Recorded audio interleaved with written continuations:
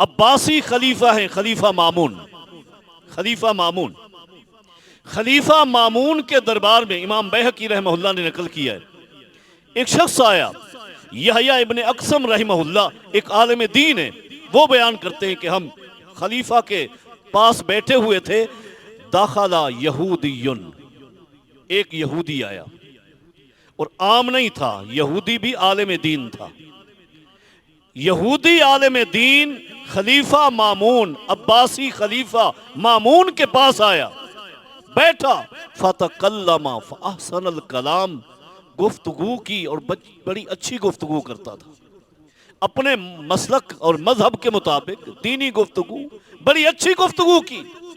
جب اس کی گفتگو اور اس کا یہ انداز خلیفہ نے دیکھا تو کچھ دیر کے بعد فدعاہ الی الاسلام، مامون نے اس کو دعوت اسلام پیش کی، اس یہودی عالم دین کو دعوت اسلام پیش کی خلیفہ مامون نے۔ یحییٰ ابن اقسم رحمہ اللہ فرماتے ہیں فابا، اس نے انکار کر دیا، نہیں مانا، مجلس سے اٹھ کر چلا گیا۔ فلما کان بعد سنۃ، جب صرف ایک سال گزرا، ایک سال گزرنے کے بعد جاءنا یہودی وہو مسلم، ایک سال گزرنے کے بعد دوبارہ خلیفہ مامون کے پاس وہی یہودی عالم دین آیا، لیکن اب مسلمان ہو چکا تھا۔ فتکلم فی الفقہ فاحسن الکلام، فقہی اعتبار سے، مسائل کے اعتبار سے بڑی اچھی گفتگو کی۔ خلیفہ مامون نے پوچھا کہ تو اسلام لے آیا ہے، یہ تو بات ٹھیک ہے، سمجھ آ گئی ہے، لیکن ایک حیرت ہے، ایک سوال ہے کہ اتنی بڑی گفتگو ہوئی، بڑی لمبی دیر میٹنگ چلتی رہی، میں نے تجھے دین اسلام کی دعوت دی اور تو نے انکار کر دیا، اب ایک سال کے بعد ملاقات ہوئی اور تو حالت اسلام میں ہے، فما کان سبب اسلامک، کون سی چیز وجہ بنی ہے کہ تو دائرہ اسلام میں داخل ہوا، اسلام کیسے قبول کیا ہے، کیا وجہ بنی؟ اس نے کہا انصرفت من حضرتک، جب میں تیری مجلس سے اٹھا تھا، گھر گیا، جب اپنے گھر پہنچا تو میرے دل پر ایک چوٹ لگی، دل پر ایک چوٹ لگی، ایک فکر ابھری کہ دیکھیں بادشاہ نے مجھے ایک دین کی دعوت دی، اور آج کل اس وقت چند ادیان ہیں جو بڑے زوروں پر ہیں، بڑے معروف ہیں، میں نے فیصلہ کیا ان امتحن هذه الادیان، کہ یہ جو معروف دین چل رہے ہیں میں ان ادیان پر سرچ کرتا ہوں، تحقیق کرتا ہوں، کون سا دین ٹھیک ہے، کون سا دین درست ہے، سرچ کر لیتا ہوں۔ میں نے اپنی سرچ کی ابتدا کی، اور ابتدا کیا کی؟ فَعَمِدْتُ إِلَى التَّوْرَاتِ فَكَتَبْتُ ثَلَاثَ نُسَخٍ، میں تورات کا حافظ تھا، تورات کا کیا تھا؟ حافظ تھا، اس لیے میں نے سب سے پہلے تورات کو لکھنا شروع کیا، اپنے ہاتھوں سے تورات کو لکھا۔ کتبت ثلاث نسخ، 3 نسخے، یوں سمجھیں 3 ایڈیشن، تورات کے 3 مختلف ایڈیشن میں نے چھاپے۔ اور کیسے چھاپے؟ نقصت فیہ وزدت فیہ، میں نے بعض آیات اپنی طرف سے بنا کر داخل کی اور بعض آیات کو تورات سے باہر نکال دیا، اور ہر نسخے کے ساتھ مختلف حرکت کی۔ اس انداز میں 3 مختلف ایڈیشن بن گئے، کتابیں چھپ گئیں، بہترین بینڈنگ، خوبصورت بینڈ کر کے میں چلا، اور کہاں پہنچا؟ میں پہنچا کنیسہ پر، یہودیوں کے عبادت خانے پر پہنچا، اور میں نے آواز لگائی، دروازے پہ بیٹھ کر میں نے آواز لگائی کہ تورات کے بڑے پیارے نسخے ہیں، بڑے بہترین ہیں، ابھی لکھ کر آیا ہوں، آج ہی میں نے یہ چھاپے ہیں، جس نے تلاوت کرنی ہو پڑھنا ہو مجھ سے خرید لے۔ بس یہ میری آواز گئی تھی، اس عبادت خانے میں لوگ عابد زاہد راہب اندر بیٹھے تھے، وہ باہر دوڑے ہوئے آئے، فشتریت منی، ہاتھوں ہاتھ انہوں نے مجھ سے خرید لی، فوراً خرید لی۔ خریدنے کے بعد انہوں نے مجھے رقم دے دی، کتابیں لے لی، میں رقم لے کر اپنے گھر رخصت ہو گیا، چلا گیا۔ لیکن میرے دل میں یہ بات تھی، جو حرکت میں نے کی ہے وہ میرے دل میں تھی کہ تورات کی بعض صورتوں میں آیات بڑھا دی، بعض سے آیات کم کر دی، کوئی آبجیکشن لگ جائے گا، اعتراض ہو جائے گا، کوئی بندہ آ جائے گا۔ بڑا عرصہ انتظار کیا لیکن ایک بھی یہودی واپس نہیں آیا، کسی نے آ کر اعتراض نہیں کیا۔ جب لمبا عرصہ گزر گیا، فَعَمَدْتُ إِلَى الْإِنْجِيلِ، پھر میں نے انجیل کا رخ کیا، فَقَتَبْتُ ثَلَاثَ نُسَخٍ، میں نے بالکل اسی طرح زدت فیہا ونقصت، انجیل کے بھی 3 ایڈیشن چھاپے، اور ہر ایڈیشن میں یہی حرکت کی کہ بعض آیات میں اضافے کیے اور بعض کو وہاں سے مسخ کر دیا، ختم کر دیا، چھپ گئے، جلد ہو گئی۔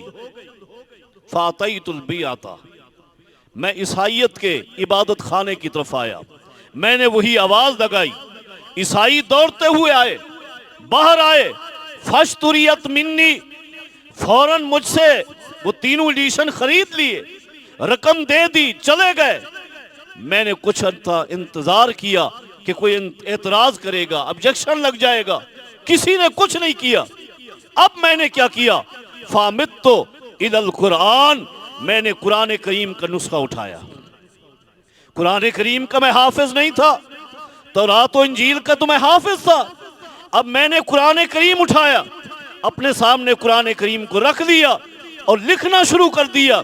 قرآن کریم کا بھی میں نے وہی حشر کیا، زدت فیہا ونقصت، قرآن کریم کی بعض صورتوں کی بعض آیات میں نے ختم کر دی، اور بعض صورتوں میں کچھ آیات میں نے اپنی طرف سے عربی جملے بنا کر داخل کر دیے۔ کتبت ثلاث نسخ، 3 ایڈیشن قرآن کریم کے چھاپے، چھاپنے کے بعد میں اپنے علاقے کی بہترین مسجد کے دروازے پر پہنچا۔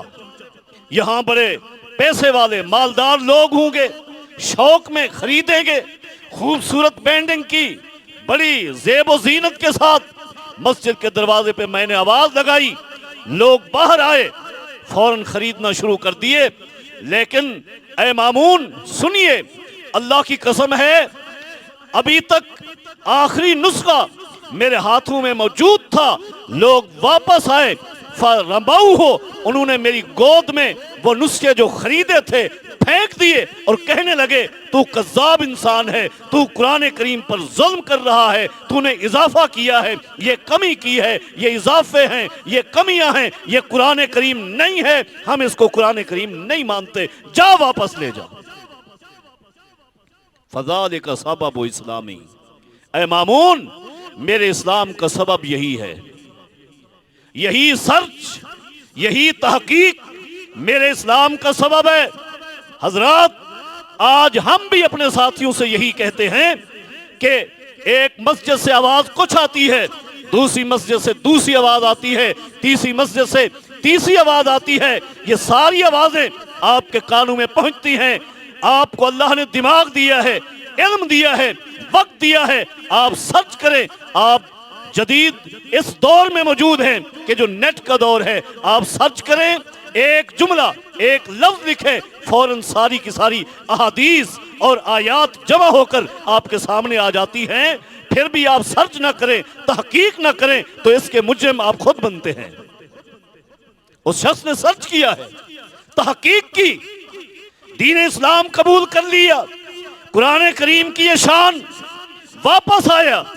اب یحییٰ بن اقسم رحمہ اللہ جو اس منظر کے عینی شاہد ہیں، خود فرماتے ہیں فحججت تلک السنہ، اسی سال میں مکہ گیا، حج کی نیت سے مکہ گیا۔ دوران طواف وقت کے عظیم محدث، عظیم امام امام سفیان ابن عیینہ رحمہ اللہ سے ملاقات ہو گئی. میں نے ملاقات کی اور ان کے سامنے میں نے یہ پورا واقعہ عرض کیا.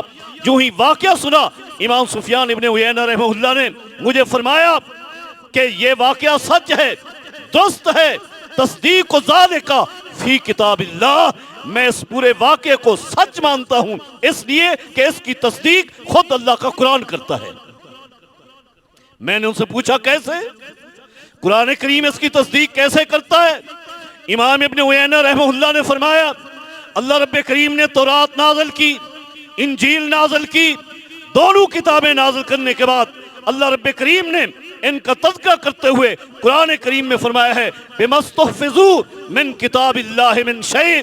اللہ نے تورات نازل کرنے کے بعد اس کی حفاظت کا ذمہ یہودیوں کو دیا تھا. یہودیوں نے ضائع کر دیا، تباہ کر دیا، برباد کر دیا. اللہ نے انجیل نازل کی، انجیل کی حفاظت کا ذمہ اللہ نے نصارہ کو، عیسائیوں کو دیا. عیسائیوں نے، نصارہ نے اس انجیل کو ضائع کر دیا، تعویل کر دی، تحریف کر دی. جب قرآن کریم اللہ رب کریم نے جناب محمد الرسول اللہ صلی اللہ علیہ وسلم کے قلب اطہر پر نازل فرمایا تو اس کی حفاظت کا ذمہ کسی انسان پر نہیں ڈالا، کسی نبی پر نہیں ڈالا، کسی ولی پر نہیں ڈالا، بلکہ اللہ رب کریم نے خود فرمایا ہے اِنَّا نَحْنُ نَزَّلْنَا الذِّكْرَ وَإِنَّا لَهُ لَحَافِظُونَ. فَلَمْ يَزِدْ جب اس کی ذمہ داری اللہ نے اپنے اوپر سے ڈالی ہے، خود اپنی ذات کو سونپی ہے، تو قرآن کریم کا ایک نقطہ، ایک حرف بھی کبھی قیامت آ سکتی ہے، ضائع نہیں ہو سکتا.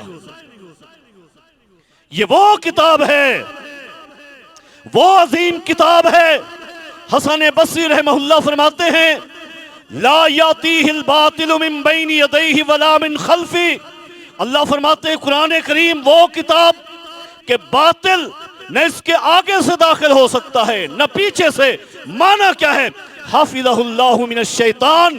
اللہ نے قرآن کریم کی حفاظت فرمائی ہے، شیطان اس کے قریب نہیں آ سکتا. لا یزید فیہ باطلا، باطل کا ایک نقطہ بھی شیطان ایڑی چوٹی کا زور لگا لے قرآن کریم میں داخل نہیں کر سکتا. ولا ینقص منہ حقا، جو قرآن کریم کا نقطہ اللہ نے لگا دیا ہے حق ہے، اللہ کی وحی ہے. شیطان کے سارے چیلے ایڑی چوٹی کا زور لگا لے ایک نقطہ بھی مٹا نہیں سکتے ہیں.